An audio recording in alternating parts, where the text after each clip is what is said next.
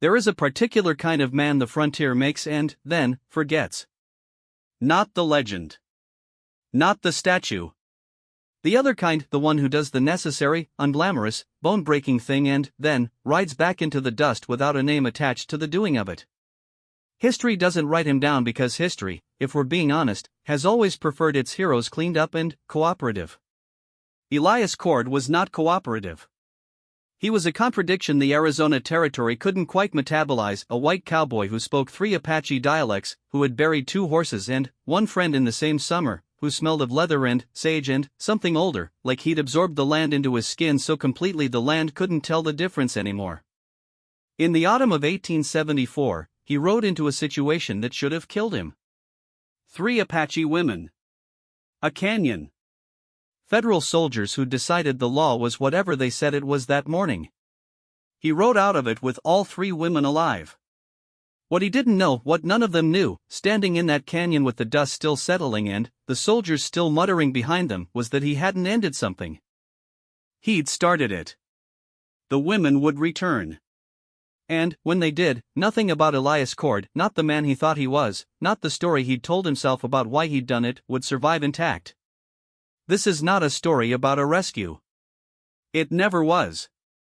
I have kept a personal log since the spring of 1871, when Captain Aldous Fenn assigned me to the Frontier Survey Corps and I discovered, 3 days into the Arizona Territory, that my brain required a record of everything it encountered or it would begin inventing things. I am Lieutenant Marcus Webb, cartographer, occasional linguist, and the kind of man who notices what other men don't think worth noticing. Fenn called it a defect. I called it the only reason I was still alive. I write this in November of 1874, in a garrison that smells of horse sweat and bad coffee and the particular desperation of men who've been posted too long in a country that doesn't want them. The lamp is low. My hand aches.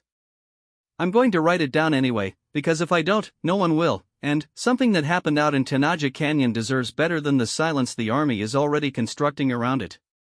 I should start with the smell. Not the women. Not Cord. The smell of the canyon in early October, creosote and iron and something sweet underneath, like water moving through limestone 100 feet below where any of us could reach it. I noticed it before I noticed anything else. That's a habit of mine, the noticing of peripheral things first, as though the edges of a situation contain more truth than its center. Maybe they do. The center of what happened in Tenaya Canyon was something I'm still not sure I understand entirely. We've been writing since before first light. 3 soldiers from C Company, Sergeant Hallett, Private Doss, and a new recruit named Emmett whose surname I never learned because he didn't survive the season, and me, pulled along in their wake on a survey mission that had, in the way things do out here, deranged itself into something else entirely. We were looking for a water source marked on a Mexican map from 1851. We found, instead, a situation. Hallett saw them first. He had that particular talent for finding whatever he was not supposed to encounter. 3 Apache women. NDE, by their dress and bearing Chiricahua, I thought, though I didn't trust my assessment at that distance. They were seated in a shallow depression at the canyon's east wall, which had the look of deliberate arrangement rather than accident. Behind them, 2 children, both young enough that the larger one barely reached my knee. The women were bound. Not loosely. The kind of binding that says this is not temporary, this is not cautionary, this is a statement of intent. There were 4 other men already in the canyon. They were not army. Not exactly. They wore the half uniform of scouts who'd gone freelance, men who'd learned enough about the territory to sell their knowledge to whoever was buying, which in 1874 meant mining interests, land speculators, or private contractors doing the sort of territorial management that the government preferred not to attach its name to. Their leader was a man named Pruitt, whom I recognized from a garrison mess 3 months prior, where he'd eaten 2 plates of someone else's beans and talked loudly about land surveys and Apache relocation as though they were the same thing. They were not the same thing. I was working out how to express this concern to Hallett, who had the particular brand of military pragmatism that finds the clearest path through any ethical thicket by pretending the thicket doesn't exist, when Cord arrived. He came from the canyon's west entrance, which none of us had been watching, because none of us had ridden this canyon before and only someone who had would know that the west entrance was an entrance at all rather than a dead-end fold of rock. He rode a roan mare with a broken-down left ear, and he rode her the way men ride horses they have decided to trust completely, with a slackness in the body that is not laziness but something close to faith. He was not large, middling height, the build of a man who doesn't carry extra weight because there's never been extra weight available to carry. His hat was the color of old ash. He did not draw his rifle. He stopped the roan 20 feet from Pruitt and looked at the women. I watched his face. This is what I do. While other men are watching the obvious thing, the horses, the weapons, the body language of the men most likely to throw the first punch, I am watching the peripheral. I watched Elias Cord's face, and what I saw there was not heroism. It was not righteous fury. It was not the kind of clear-eyed determination that makes for good storytelling later. What I saw was a man who'd arrived at a situation he recognized. Like a word in a language you didn't know you still remembered. Pruitt, he said. That was all. Just the name. But, he said it the way you say the name of a thing you are not afraid of but are deeply tired of, not dismissively, because dismissal requires energy and Cord was conserving, but with a flatness that carried more threat than shouting would have. Pruitt turned. He was a big man, the kind that takes up more physical space than his actual dimensions justify, through some trick of posture and entitlement. He had a beard that needed attending to and eyes that had learned to do the work his conscience had quit. Cord. He smiled. Hell of a time to go riding. Cut them loose. These are hostile, they're not hostile. They're Liliu's family. A pause, not for effect, for control. Cut them loose, Pruitt. I wrote that exchange down that night, word for word, because I've thought about it many times since. How little was said. How the entire weight of what was happening between those two men, the years of it, the territory of it, the specific history that made Cord's voice go that particular kind of quiet, was compressed into 14 words. Pruitt did not cut them loose. What followed was not a clean confrontation. There is a school of frontier mythology that turns these moments into choreography, men squaring off with mathematical precision, the sun at dramatic angles, the world holding its breath in photogenic suspense. What actually happened was uglier and more chaotic and lasted about 4 minutes, during which I did something I still argue with myself about. I drew my sidearm and pointed it at Sergeant Hallett. Not at Pruitt. At Hallett. Because Hallett was the variable. Hallett's calculation, in that moment, was the one that mattered, not whether to help Cord, but whether to help Pruitt, which would have been legal, technically defensible, and catastrophic. I needed him unable to decide, so I gave him a problem to solve instead. He looked at my sidearm with the expression of a man who has just discovered something unpleasant about the person standing next to him. Lieutenant, he said. Sergeant, I said. I kept my voice very calm. This required significant effort. Cord, by that point, had already moved. He was not a spectacular fighter in the showy sense. There was no artistry to it. He fought like a man who'd been in enough fights to understand that the goal was not to look good but to win it quickly and with the minimum number of broken things, because broken things out in the territory mean infection, delayed travel, and dead horses, and all of those outcomes were unacceptable. He took a knife across his left forearm in the first 30 seconds. He absorbed it the way you absorb a piece of news you expected, incorporated it into his moving, kept going. When it was over, Pruitt's men disarmed, Pruitt himself flat on his back with a look of genuinely aggrieved surprise, as though he'd never considered that the universe might disagree with him this specifically. Cord went to the women. He knelt in the dirt in front of them. Not beside them.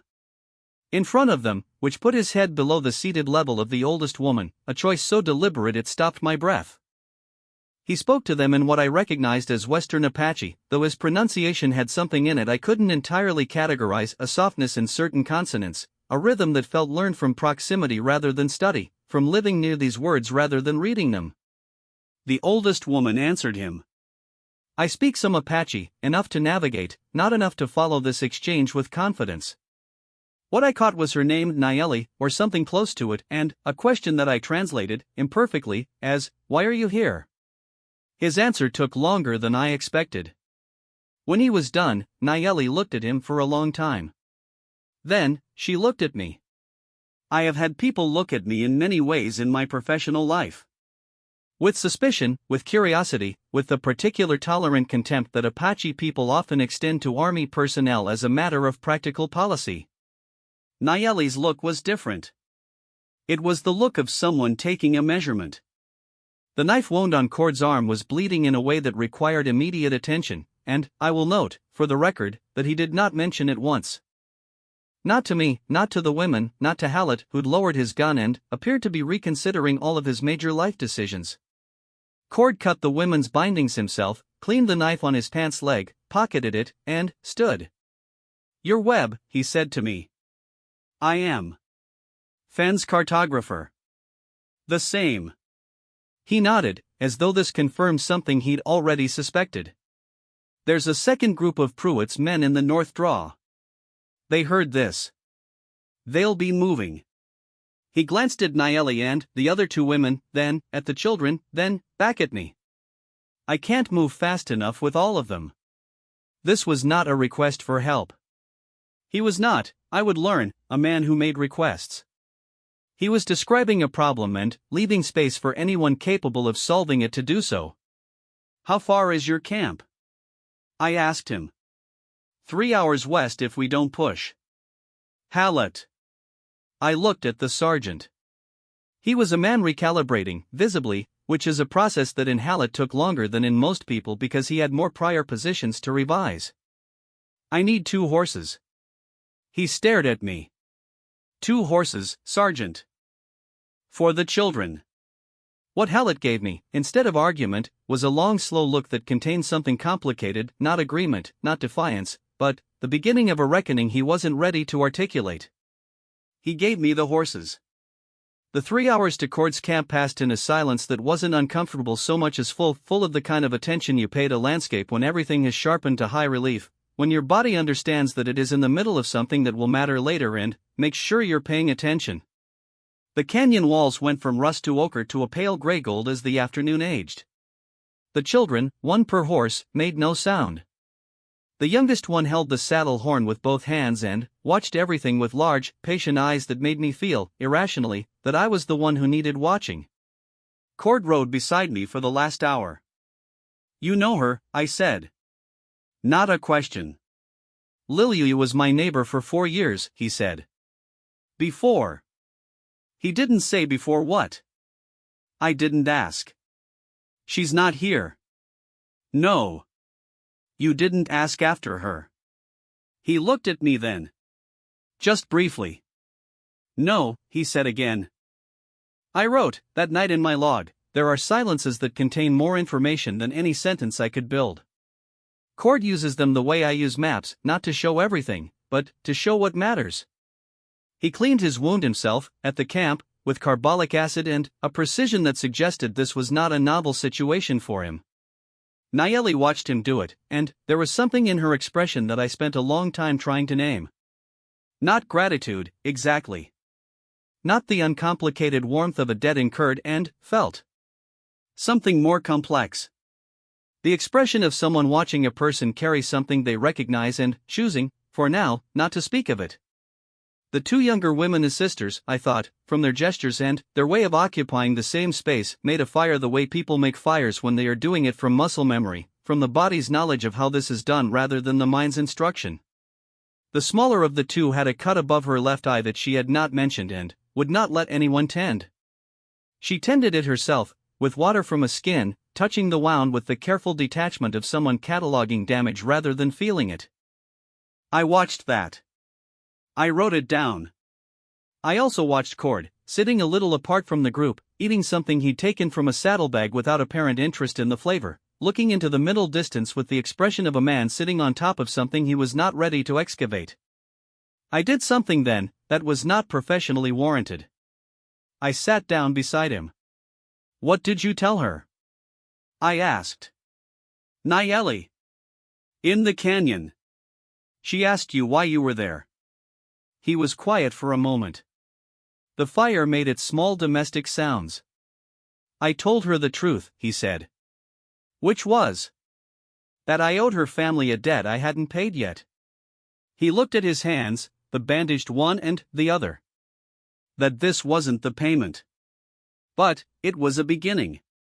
He stood up and walked to where his roan was picketed, checked her legs in the firelight, said something to her in a voice too low to carry, and didn't come back. I closed my log. The night in the territory was enormous, the kind of enormous that cities edit out, the full dark sky with all its original stars, unmediated by anything built. The children slept near the fire. Nayeli sat at its edge and stared into it, and once, only once, she spoke a single word toward the flames in a language that I did not know, in a register that I did not have the translation for, and did not need one. Some things the body understands before the mind gets a vote. I wrote, he calls this the beginning of a payment. I find myself wondering what the original debt was, and whether it is the kind of debt that can never be fully settled, or whether some obligations simply become the shape of a life, the way a river doesn't stop being a river because it has found its banks. In the morning, the women were gone. All three of them. The children. The horses they'd been given. Gone before first light, the way people go when they know how to move through a landscape that most people treat as an obstacle. Cord stood at the empty edge of camp for a long moment. Did you expect that? I asked him. Yes, he said. Does it bother you? He thought about this with the seriousness he apparently gave to most questions, which was more seriousness than I'd encountered in most people twice his age. It would bother me more if they'd stayed, he said. He began saddling the roan. I had no idea, then, that I had not seen the end of anything. I had seen, as the hook of the story makes clear and, as events would confirm over the following 18 months, only the first sentence of something much longer. I should have noticed. I'm a man who notices things. I missed this one completely. To be continued in part 2, what Lily left behind 18 months. I need to establish that interval because it did not feel like 18 months. It felt like a compression, like the territory had folded those months into a smaller space than a calendar would permit, had pressed them thin the way geological pressure presses stone, so that by the time Nayeli walked into the garrison at Fort Bowie on a Tuesday in April of 1876, I experienced her presence not as a return but as a continuation of something that had never fully stopped. I am getting ahead of myself. A cartographer's failure, marking the destination before the road. The 18 months were not empty. They were the kind of full that is difficult to articulate without sounding either melodramatic or insufficient, so I will describe them in the way I described the canyon in part 1, by smell and peripheral detail, which is where truth lives in the territory. The garrison smelled of fresh-cut pine for 3 weeks in February of 1875 because they were building a new stable, and the pine smell sat over everything like a reminder that something living had been felled to make this place. Captain Fenn smelled of tobacco and impatience, which were for him interchangeable. I smelled of ink and the particular acrid chemical of fixing solution for survey plates, which I had begun using in lieu of drawings, because photographs do not editorialize. Cord I did not see. Not for the full 18 months. He existed, during that period, as a rumor with a geography. Someone would say he'd been spotted near the Dragoon Mountains, near the San Pedro River, near a trading post outside Tucson that served the kind of clientele who preferred not to be noted in any official ledger. I noted him anyway. My personal log became, without my full intention, a partial biography of a man who was not cooperating with the project. He was working as a scout, freelance, not army, the same nominal status as Pruitt's men but pointed in an entirely different direction, toward the kind of information the army needed and the kind of populations the army was currently in the process of mishandling. He spoke the languages. He knew the land. He was, by several accounts I gathered from soldiers who'd worked with him, invaluable, unmanageable, and periodically infuriating in the way that only people who are right about things can be infuriating. He'd also, I learned from a supply sergeant at Camp Grant, been asking questions about a woman named Lily. Not loudly. Not through official channels. But, asking. Quietly, consistently, the way water asks its way through rock, not demanding, not dramatic, just present and persistent and eventually inevitable. I wrote, the debt he mentioned in the canyon. He hasn't stopped calculating it. I wonder if she knows he's looking. I wonder, now, if she knew long before any of us. April, 1876. The garrison at Fort Bowie. I had been reassigned there 3 months prior for a survey project that had been officially described to me as critical and had revealed itself, upon arrival, to be neither urgent nor particularly interesting, the remapping of terrain already mapped, for reasons that were bureaucratic rather than geographic. I had been there long enough to know which soldiers played cards and lost badly, which ones wrote letters they never sent, which ones stared at the mountains the way men stare at things they've been told they can't have. I was in the garrison's small library, a room in the loosest possible sense, being 4 wooden shelves, 11 books, and a crate of old survey maps, when the duty corporal knocked. Lieutenant Webb. There are women at the south gate, sir. Asking for you.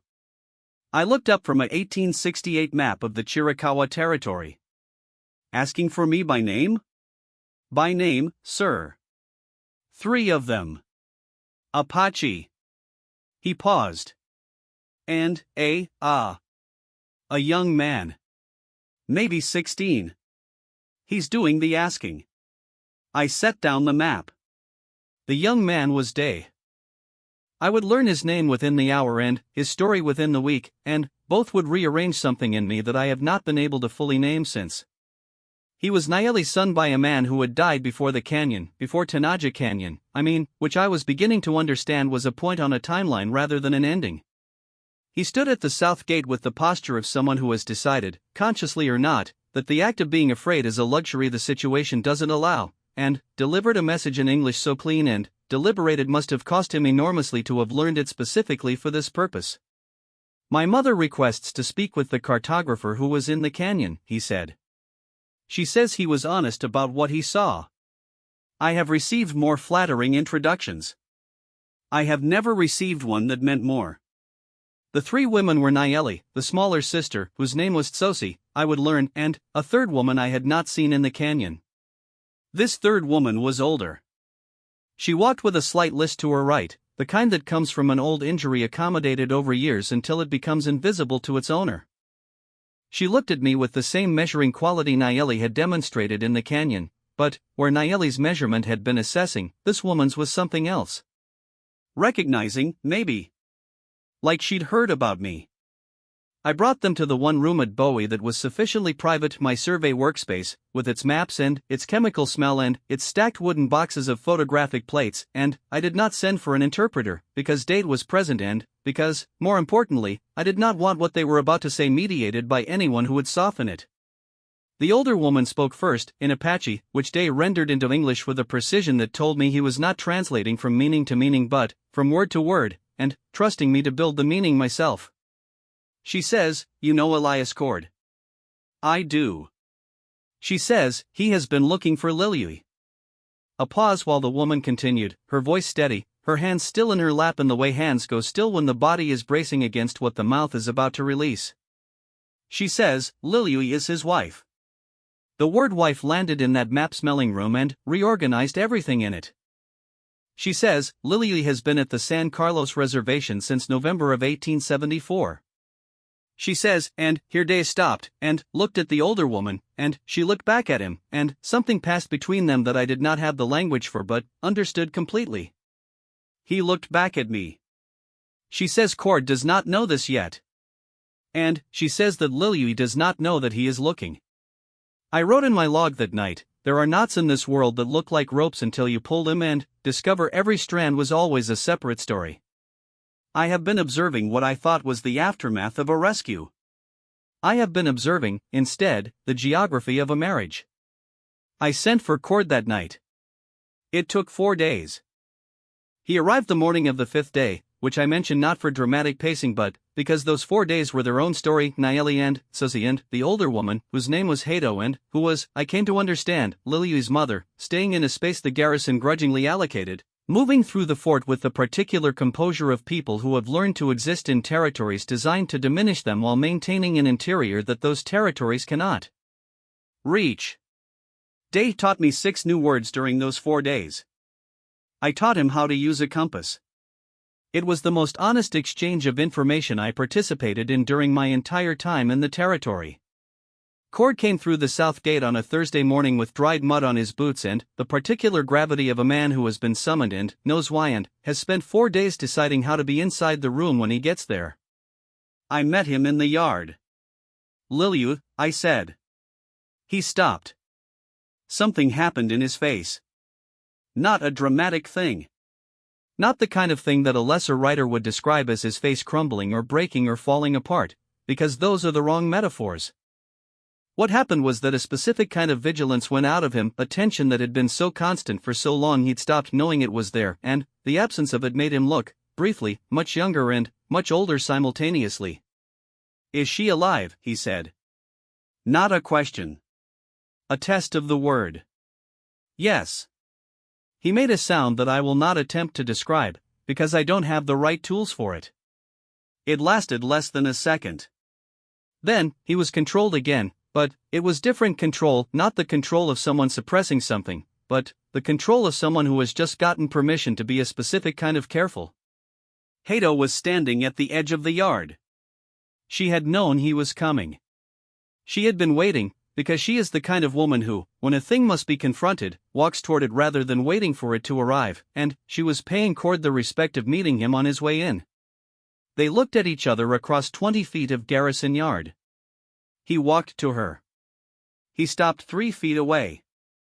And then, slowly, deliberately, he went to one knee. I have my map of the territory. I have my photographs, my survey plates, my log with its careful records. I do not have a record that adequately captures what happened when Elias Cord knelt in the dirt in front of Liliu's mother in the yard at Fort Bowie. I can tell you the factual shape of it. I can tell you that Hato looked at him for a long time, with Nayeli and Susie flanking her and Day a step behind, and that she said something I could not hear, and that Cord answered with something I also could not hear, and that Hato's expression, which had been the expression of a woman who had long since outlived the luxury of easy emotion, shifted into something that was not softness exactly but was the thing that lives adjacent to it, the thing you arrive at when grief has burned long enough that it reaches a different temperature on the other side. She touched his shoulder. One hand. Briefly. He stood. She's at San Carlos, I said to him, when he came back to where I was standing. Since 74. How? She went voluntarily. I don't know the whole story. He nodded. He was looking at something that wasn't in the yard. I looked for her there, he said quietly. Last winter. She wasn't listed. No. A pause. She wouldn't be. She was using her mother's name. He said this without bitterness, which was itself its own kind of complex thing. She didn't want to be found. I thought about that. And, now? He was quiet. And, now, he said. He looked at Hato, who was watching him with that same measuring quality, but it was the measurement of something being confirmed now, not assessed. Like the number had come in. She sent them, he said, not to me. Not to anyone in the yard. To himself, or to the space between understanding and acceptance where we all live some portion of our lives. Liliu sent them. She had. This was the thing that reshapes the story that Liliu, whom I'd never met, whom I'd constructed in my imagination from the silhouette of her absence, from the way her mother looked at the fire and the way Cord went quiet when her name came near. Liliu had sent her family to find him. Not directly. Not with a message. With her family's presence, which was its own kind of message, in a language that didn't require Day to translate. She was ready. The paperwork to allow Cord to visit San Carlos, to allow him on the reservation at all in a non-military capacity, took 3 weeks of navigating military bureaucracy with a combination of patience, creative interpretation of existing regulations, and 2 letters I wrote that I was not technically authorized to write. Captain Fenn signed them without reading them, which was his one genuine virtue as a commanding officer. On the day before Cord was to leave for San Carlos, I found him in the stable, not doing anything to his horse, just standing with her in the way that people stand with animals when they need the particular company that doesn't require them to be coherent. She might not want to leave, he said, without turning. He'd heard me come in. I know. The reservation is, he stopped. Started again differently. I can't promise her anything about how safe it would be to come back out. No, I agreed. She might have made a life there. She might have. He turned then. His face, in the stable's dim light, had the quality I'd been trying to name since Tanaja Canyon, the thing I'd seen when he'd arrived and looked at the women and recognized the situation. I named it now. Not courage. Something more structural than courage. The quality of a person who has learned that the only navigation available, in the end, is toward rather than away, even when toward is uncertain. I'm not going to ask her to choose, he said. I'm just going to let her know I'm there. That I've been, that I kept looking. He paused. That there's still a there, if she wants it. I nodded. I wrote that night, he's been carrying this debt around the territory for 2 years. He thought it was something he owed her family. I think now that it was always something else, not a debt, but a direction. All this time, what he called the beginning of a payment was simply the only way he knew how to love a person, by being unwilling to stop being findable. Cord left the next morning. Nayeli and her family left with him. I stood in the garrison yard and watched them ride out, 5 riders, 5 horses, the morning still pale and tentative, the Dragoon Mountains in the distance holding their permanent inscrutable position, and I felt something that I logged as the following: this is not the end of a story. This is the end of the setup of a story. Every emotional event I have witnessed for 18 months was preliminary. I am a cartographer. I map terrain. I do not know what terrain Cord will find at San Carlos. I do not know what Lily will say when she sees him. I do not know whether the women who came back changed him, or whether he was always this, and the canyon simply revealed it. I know only this: some returns are not returns. They are arrivals. The first time. I think Cord is arriving somewhere he has never actually been. I find myself hoping the place will let him in. To be continued in Part 3, The Shape of a Debt Paid. I did not go to San Carlos. I want to be clear about this, because the rest of what I know about what happened there comes from sources of varying reliability. Day, who told me some of it in pieces over several months, and Cord himself, who told me almost none of it, and what he did tell me he told in the compressed, 2-word, load-bearing manner of a man who believes that most of what he says is already 1 word too many. I also want to be clear about something else. This section of the story is not about Cord arriving and everything being resolved. This is the frontier. Things do not resolve here. They shift. They redistribute. They become a different kind of complicated, which is not the same thing as simpler. What happened at San Carlos was this: as best I have been able to reconstruct it, Cord arrived at the reservation with Nayeli and her family in early May of 1876. He presented his authorization papers, which the agent at the agency office reviewed with the skepticism of a man who had seen many creative interpretations of bureaucratic procedure and recognized mine specifically. He was permitted entry after a 3-hour delay that Day later described as the longest 3 hours since the canyon, and the canyon was already the longest 3 hours. Lily was not at the agency when he arrived. She was at the eastern edge of the reservation, where a woman Day called the Healer lived, in a space that the reservation's geography had made into something close to a retreat, not geographically isolated, but socially so, a place where people went when they needed to stop performing survival for long enough to remember what it felt like to simply live.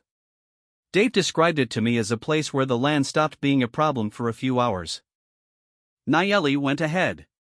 Cord waited.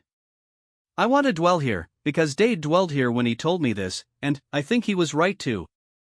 Cord waited in the middle of a reservation that represented everything that had gone wrong between his world and Lily's, in the middle of an afternoon in May that was hot in the flat, unforgiving way that Arizona afternoons are hot, sitting on the ground beside his horse because the horse was the only company he trusted completely, and he waited.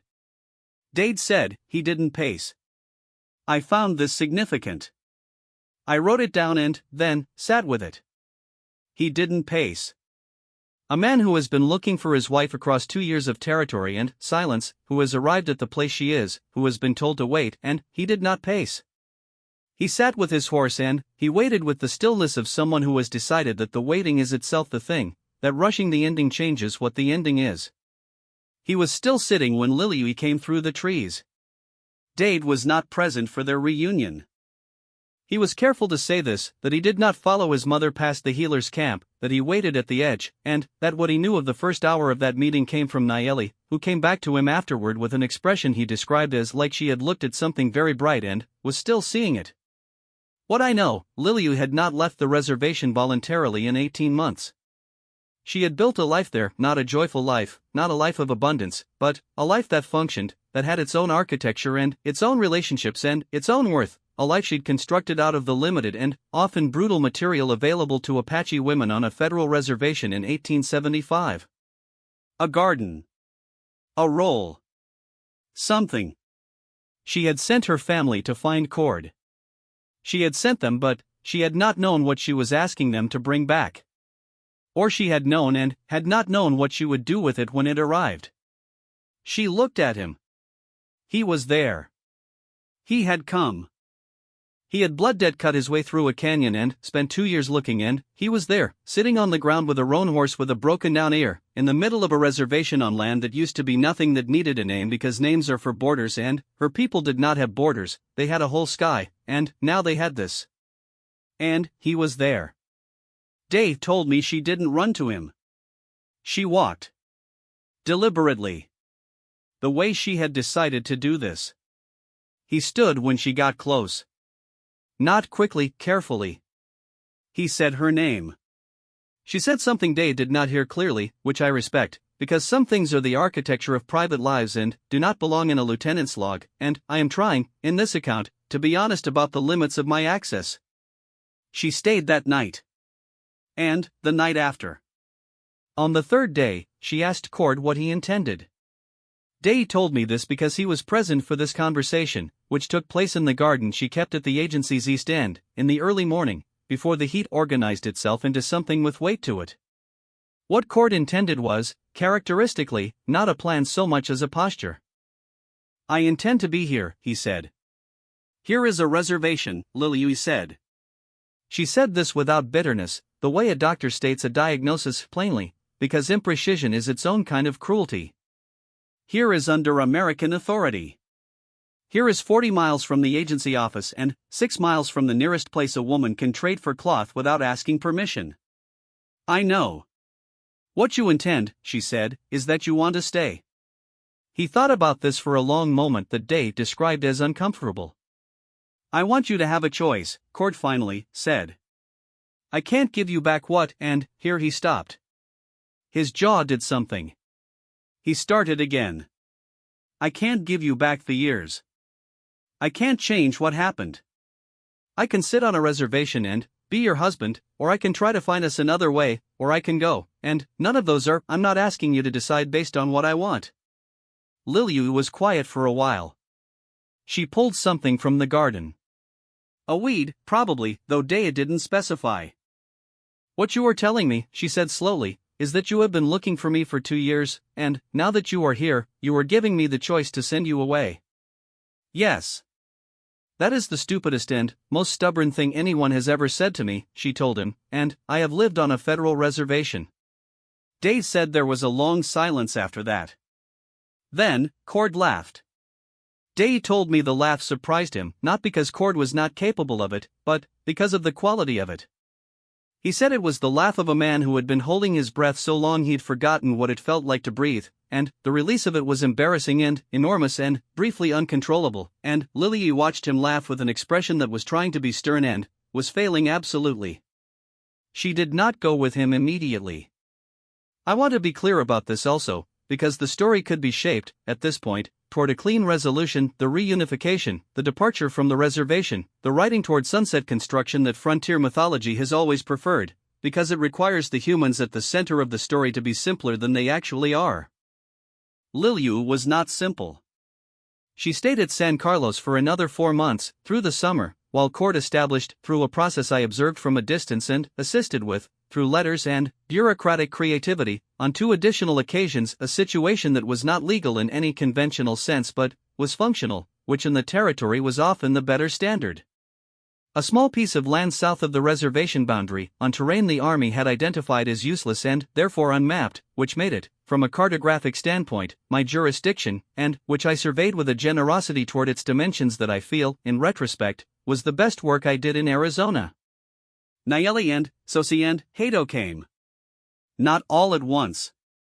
In stages, the way people come to a thing they are not sure they can trust, testing first, then arriving, then staying. And then, the thing happened that I have been building toward, that I was present for, in October of 1876, when Lily came to Fort Bowie. Not to stay. She came for a single afternoon, with Day and Nayeli, on a specific errand. She came to find me. I was in my map room, the same chemical-smelling space where I'd met them all 18 months before, where Dade had said my mother requests to speak with the cartographer who was honest about what he saw, and she walked in without a knock, which I found not rude but efficient, the behavior of someone who has decided that the protocols of a space are not binding on her and is right about this. She was not what I had imagined. I realized, when she was standing in front of me, that I had been building her from absences for 2 years, from the silhouette of Cord's searching, from Hato's measuring eyes, from Day's careful words, and the actual woman was not smaller than my construction but more specific. More particular. More present than any inventory of traits could have prepared me for.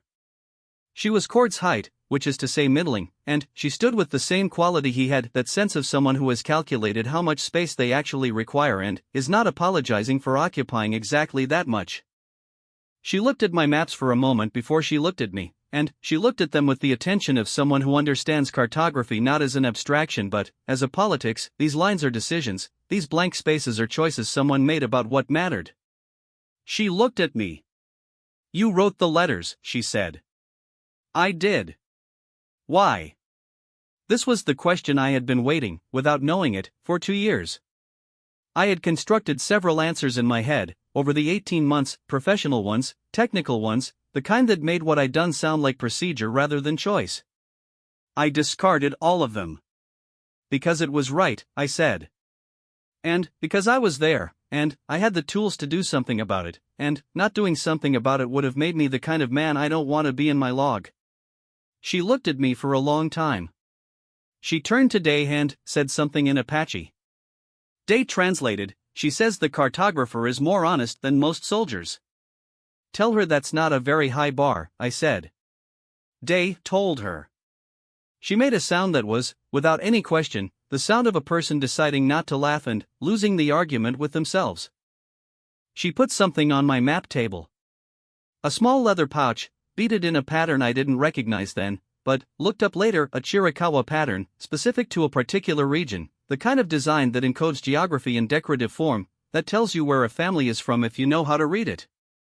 "Elias says you mapped our land," she said. "Made it bigger on paper." A pause. "That is a gift." "This is a gift." She left before I could answer.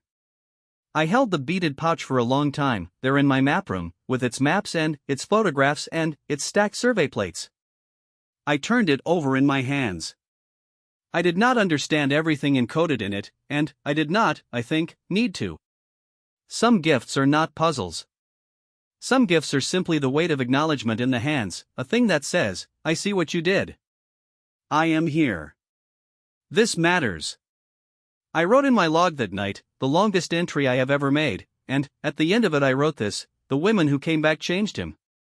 Nayeli looked at Cord and saw a man she had measured carefully and found adequate to the debt he claimed. Sosi took the cut above her eye and turned it into a scar that she wore without drama, which is a more radical act than any of us gave it credit for at the time. Hato touched his shoulder in the garrison yard and forgave him something he was not directly responsible for, which is the highest form of generosity that exists and the one most rarely practiced. And Lily came back not to be rescued a second time, but to complete the transaction on her own terms. The rescue in the canyon was Cord's. The return was hers. Both were necessary. What I originally called an ending, the canyon, the dispersal, the women riding away in the dark, was the beginning of their actual story. And what I am writing now, in this garrison with its coffee smell and its small windows, is also not an ending. Cord is, at this moment, south of here on a piece of land that doesn't appear on any official map. Lily is with him, I believe. Hato tends a fire somewhere on that land, and Nayeli's son knows how to use a compass, and Sosi has a scar that she has never once mentioned in my presence. I don't know what happens next. I know that the debt cord described in the canyon was never a debt. It was a covenant, not the kind that gets written down in a garrison document, not the kind that requires any official signature, but the kind that exists in the specific gravity between people who have chosen, after everything, to remain findable to each other. He said, "This is the beginning of a payment." He was wrong about it being a payment. He was not wrong about the beginning. The beaded pouch sits on my map table. I haven't moved it. I don't intend to.